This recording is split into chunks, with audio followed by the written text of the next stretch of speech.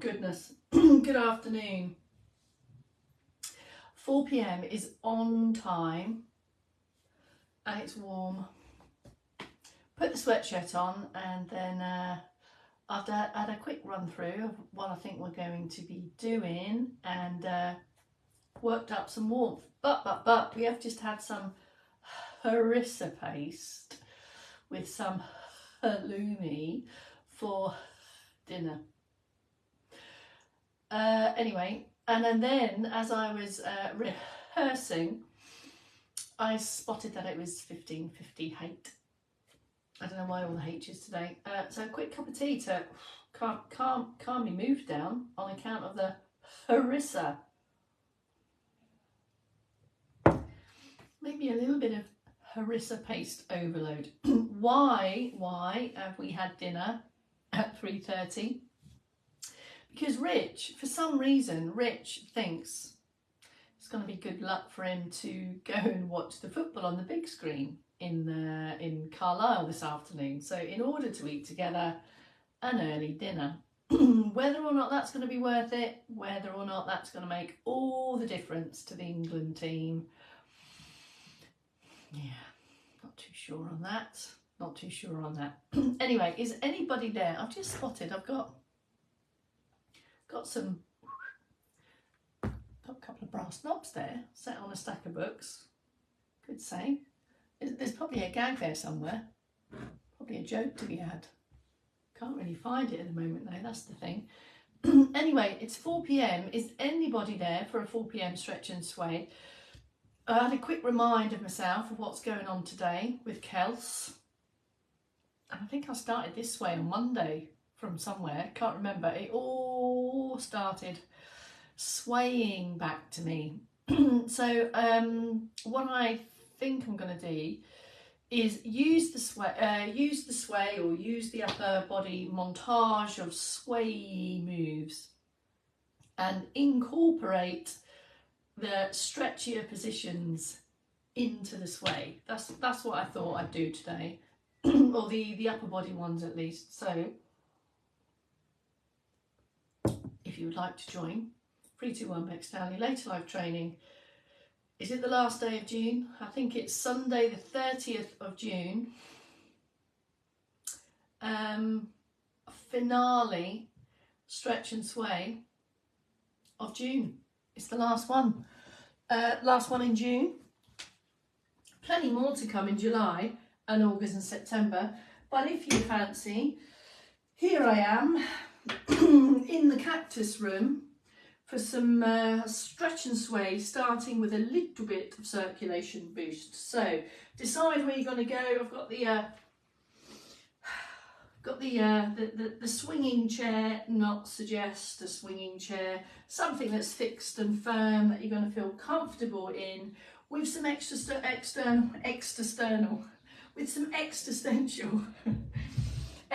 support. Sit or stand for your circ boost. Where would you like to be? Fingertips to the front or to the side. I'm in my socks. I'm not suggesting you should be. Whatever you fancy on your foot ends. Extra lift and extend. Extra ease back through the shoulders. And. Start steady, stay steady. It's all to boost the circulation and to have more focus on range of movement, range of motion around your foot ends. But also to get that maintenance of the same distance between your feet. So ensuring that your feet aren't drifting together, knees staying fairly low, maintain your upright position, and then add in the shoulder moves. So you're building ranges of motion that you need every day, if indeed you're in stand. If not, and all of that can also happen in a seated position. Let's get rid of him for now. So from where you're at in your sit position, come into a more active sit, building stamina in your posture muscles that hold you upright. This will serve you well in standing and lying positions also. Remember, you get good at what you do the most. So if you find yourself spending a lot of time slouching and working over kind of surfaces. Spend a little bit more time building that active sit position to hold you more upright. This will lead or work towards more fluid, comfortable range of movement around the shoulders, maintaining your uplift with that steady trunk turn as well, and building in the leg moves if that's important to you. So for that, you might want to put the hands on the chair, take a step back with the feet, build through the ankle ranges and your foot ranges of motion, and then build to a steady lift off. By that I mean your toes are barely, they're definitely lifted off. There's a lift off, but it's barely off the floor. This keeps the knees low. This makes it more comfortable around the hips. The feet are more active and the ankles are more active in driving that movement. All of that will make for better positions around your hips and your pelvis, enabling you to be more upright, better coordination, and all of that. Is that enough benefits for you? Final flurry of moves could be on a diagonal. So over and above the range of motion that you're building and improving, over and above the stamina building around the posture muscles that hold you upright, is the light lift in the heart rate, hence why we call it circulation boost. So some deeper breaths to be had after that rhythmical, steady, consistent activity of the march of the arms and legs. The march of the arms and legs, it sounds like some kind of new classical piece. Or maybe not. Moving on to the sway. All right, here's this week's sway routine thus far. Sit or stand, you choose. I'm going to come up to stand. You know what to do. Have some support close to hand if that works for you. I'm going to show it with double arms, double limbage. But if you want to take up support with one hand and work through it on singles, just pick the ranges of motion that are appropriate for you. Here we go. Upright posture, slight sideways bend so you can see what's going on. Support if you should need. So it's a knee bend and a functional reach forward, as if you're reaching forward to collect a box, gather it into your person, and then bring it up here in front. And then there's a present forwards and a turn. So as if you're overlapping the arms, shift the weight, palms come back to face each other again, and then repeat. So it goes functional reach out, draw it in, come up to base there, a bit of extend, cross it over, change it over, open it out. At this point, your elbows and your upper arms are parallel to the floor, or lower if more comfortable. Then it draws in and out. So it's a smooth and rhythmical functional reach, folds over, shifts. You can add some extra trunk in there, open it up, back to base and repeat. I think that's pretty much where we were at thus far. And it just sways and flows and moves through that comfortable range of motion for you. If you want to add some feet on that, you can add the reach and the lift and the up and the fold. You can step, come back to base, extra squeeze back and forwards. And that could apply to sit as well. With or without the step forward, functional hingey reach, squeezing the buttocks, staying into the chair, take the fold, take the hip hinge again, back to base, palms face, squeeze, and then carry on. And anything that you want to do to change the position of the palms, just improv, as I said in the pre-message today, to add any improv that you should fancy. And then have a pause and have a switch off, maybe have a hip walk back. What I'm going to do now as we move into the upper body stretches, we're going to use this sequence of moves to intersperse between the stretchy positions, but also to enable us to move into the stretchier positions. Here's what I mean by that. Have a sit if you want to focus on the stretch, remain in stand if that feels confident for you. I'm going to have a sit. So we're going to use this upper body montage and then end up in a chest stretch position, okay? So high up on the sit bones or lifted posture in stand. Have your functional reach forwards, coming back to base, as we've just done, lift and squeeze through the shoulder blades, a bit of an extend over, take the roll back to base, palms come back to face each other. This time, it's this squeeze back into that chest stretch position. Put in a bit of a squeeze there, pause, pause, pause, breathe, breathe, breathe, release the stretch, and then move into that sequence of moves again.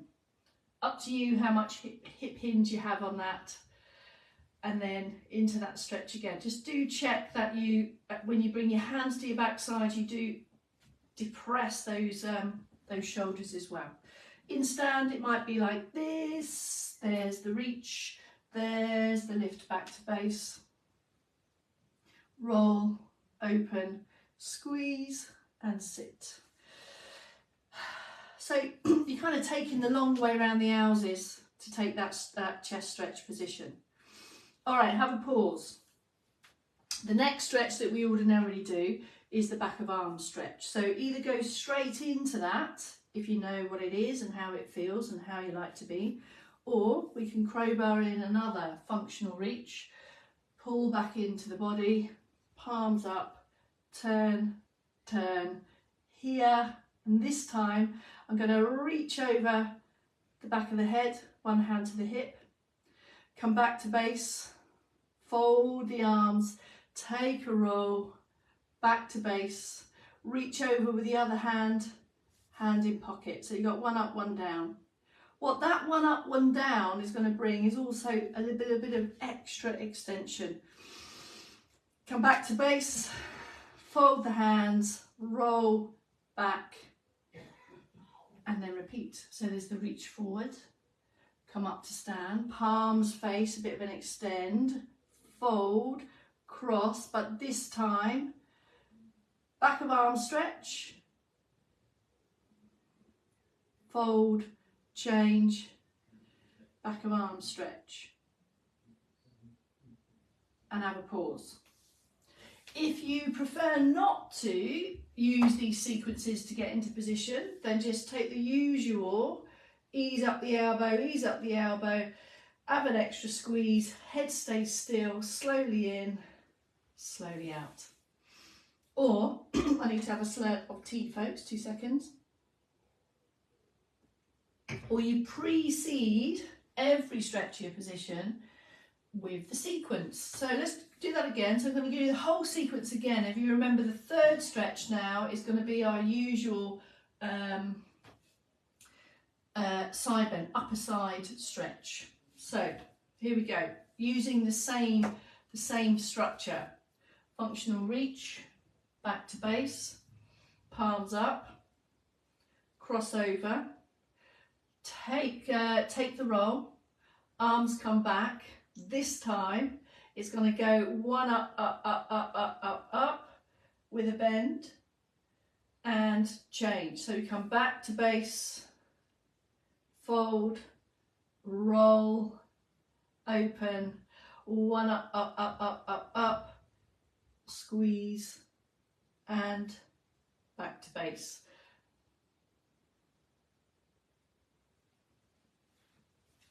Now, options here. Improv, as I said, improvise, or here's your options. If you don't want to go for one up, one down, what you can do is take the hands together and go out and up and come down. Bring the arms down. If you're starting to get tired in the shoulders, just go back to the beginning again, so you have a kind of a downward press release. Then take that, but this time you could go there and then have the stretch, back to base, here, have the shift again and lift, and then take the bend, the upper side stretch. So all I'm offering you is a slightly different approach to add on extra movement to your stretchier positions. If you don't want any of that, just go straight into the stretch. And if shoulders want to rest, or you're not comfortable with your hands at that higher level, just have a stretch there. So draw the tummy muscles in and then ease out of that stretch and have a pause. Have a hip walk all the way back if you should like, or take a bumping hip walk, as I call it. So it's a kind of a jockey lift, bumping up and down, all the way back into your chair. That's going to give you some extra jockey lift. That's going to give you some extra activation through the thighs. And now we're ready for, got me swinging chair, back of thigh stretch. Have a hip walk forward. Not going to bring in the upper body now, so upper body is done, well moved and stretched into back of thigh stretch. So foot position, crikey, can I get all my foot in the camera? Let me take a bit of a downward. Let's try that. That's it. So extend the leg, bit of a bend in the knee, relax the foot. There's the lift and extend and hinge, hinge, hinge. It might be, if it's comfortable, have the foot flat, but it might not be. If that's not comfortable, through the top of the foot, you just want to rest the heel, but do relax the foot. So try not to flex the foot. It will hinder your progress on stretching the back of thigh. So switch off the foot, keep the gaze neutral, no need to look up. It's going to be more comfortable around the neck. So all the movement, you've just hip hinged here from the hips, and there's the feeling of stretch in the back of the thighs. Slowly in, slowly out, have a step in, maybe have a switch off, have a breath, and then up to more active sit. Same on the other side, extend the leg, a comfortable bend in the knee. Just take control of the knee so that it's not rigid, straight, and the knee is kind of going into a hyperextension. Just for comfort, that's all. Foot down if comfortable, or toe up if not, but just be sure that you haven't got a calf stretch going on at the same time. Lift and extend, and then can you feel the stretch right in there, the back of the thigh, in the belly of the muscles in your back of your thigh. Neutral head position here, so that no movement, there's no look up, there's no lift up of the chin. Maybe have a creep down there just to feel how comfortable you are with your lower bend functional reach today. Are you comfortable at the shin? Are you comfortable at the ankle, toe, or beyond? Slowly in and slowly out. You can see this arm here may provide support as you take the hip hinge. It's going to be more effortful around your trunk muscles not to have any support, or you can support. It's so many ways, just the way that's the best way is the way that's most comfortable for you. That's it. That's your back and thigh stretch. You might want to take a couple of repeats on those. As you feel more confident and you feel you really can take control of the intensity of that stretch, you might want to have a pause. You'll feel the stretch ease off, and you may feel you want to have a breath and have a bit of creepage, hinging a bit more. The more you hinge, the greater the stretch. It's all within your control. Build it slowly over time. No sudden movements. Don't force it. Just go with the flow. It should feel comfortable and achievable. But you're definitely going to be feeling tension in the back of the thigh. That's for all of your walking activities, comfortable stride length, and as we've done here, part of functional reach to lower levels. Calf stretch then to finish. It's the other end is the moving part. So the first bit's the same. Long straight leg, stay straight, a comfortable knee bend. And then it's the toe that comes back. So if you imagine you're lassoing the toe, winding it in, drawing back, press the heel forward, the foot, the toes come back, and then release the foot, and the stretch will ease off or disappear. So you've got two key things happening. 3 and 4 also, if you're also considering what's happening around your pelvis and your trunk. But the the stretching piece here is happening as the foot comes back. The stretch is happening here in the back of the calf. This bit, your trunk, doesn't move while you're doing your calf stretch. So this stays upright and still, and as the foot comes back, you can see the turquoise of me toes. Turquoise toes come back, heels go forward, and you'll feel the feeling of stretch up the back of the calf.